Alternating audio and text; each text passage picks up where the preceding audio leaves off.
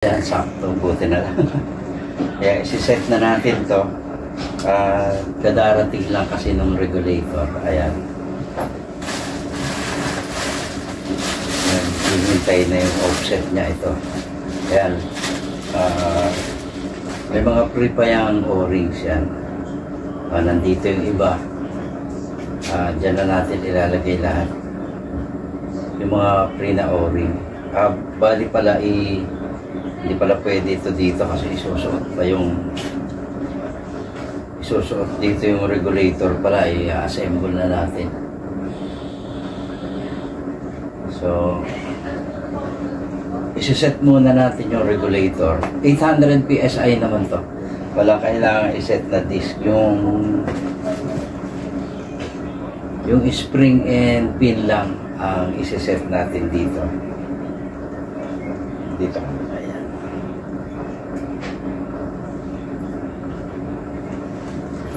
Nandito kasi ako sa kabilang bahay para nga hintayin to kasi dito naka-address. Ayan.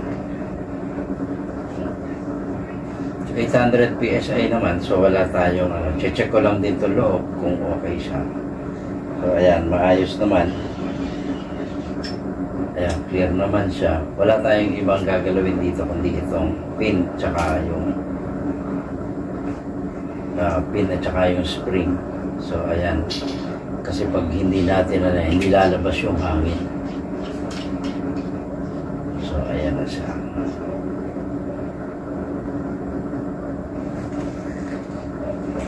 Mabilis na lang to, mabilis na video lang to para lang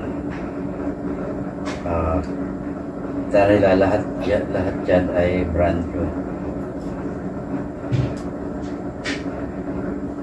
Ayan.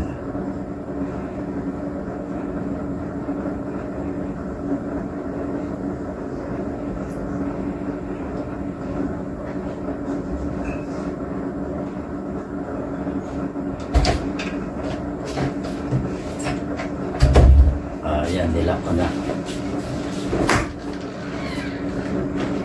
Dito, lalagyan natin ng O-ring. Tatry muna natin to, medyo mataba. Mas okay kasi ito. Press na press yung regulator natin kasi darating lang. Medyo gabi na nga. Kaya kanina ko pa to iniintay.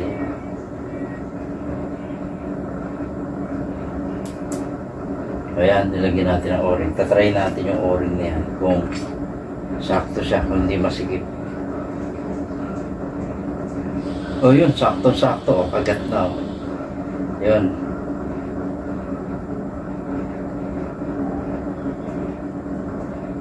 Yan, konting lang, alalay lang.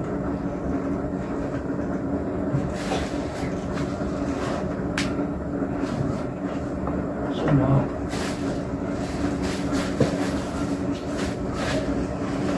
Yun.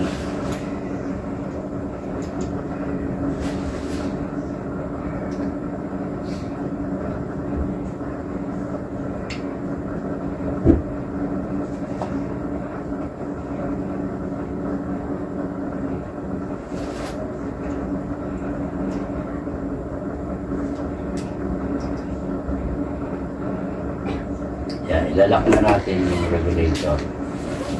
Yan, screw sa tabi. So, ayan, ganyan yung pwesto niya. Ayan.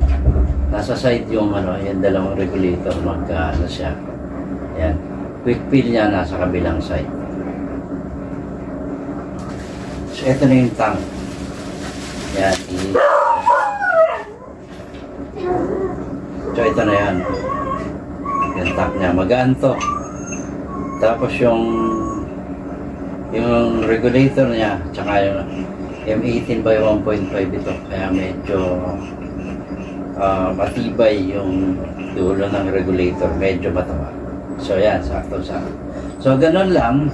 Ilalagay na lang yan. Pero ano naman yan, kakalasin pa ulit nila to. Kapag i-mount na. So medyo mahaba yung lagayan ng pin. Medyo malaki ang masasakop doon sa eskopeta. So yan. So ayan yung So, ganyan siya. Ang korte niya. Okay. Nakaganyan mismo yung tayo niyan sa side ito. Tapos bilog. Bilog yung dulo. So, medyo ano na tayo. Affordable na. Ganito klase. Kaya itong o-ring na to, free na lang to para reserva niya. So, ayan. Saan pa ito ilalagay? Dito na lang, ipasok ko lahat dito. Ayan. Ilagay ko lahat dito siya. Ayan, para yan. Yan, para marami siyang o-ring nandyan. Either masagwa naman yan. Dito nakalagay. Iyan ako na lang. Yan, isasama na lang natin sa box yan. Lagay ko na lang dito. Tapos isama sa box. So, ayan. Ito na lang yung ano. Hanggang dito na lang. At babalot ko pa. So, magandang kabisahin yung lahat.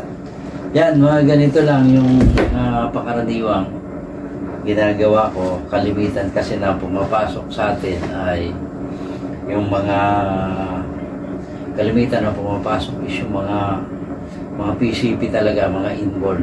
Kalimitan ay galing Indonesia. Yun yung na gagawa natin. Na-upgrade kasi upgradable pa rin. Tapos yun na yung ibang mga luma na medyo ay ginagawa natin doon. Yung mga luma na at mga gamit na nare-repair na. So medyo pamilyar na tayo dun sa mga Indomade na PCP. Kaya ito ay marami pa rin may pa isa-isa pa na ano, hindi na katulad nung dati. May pa isa-isa pa na conversion. Makikita nyo, hindi ko lang na-video na. Kasi ito, ganito, ito malimit. Padadala ko sa kanila. So,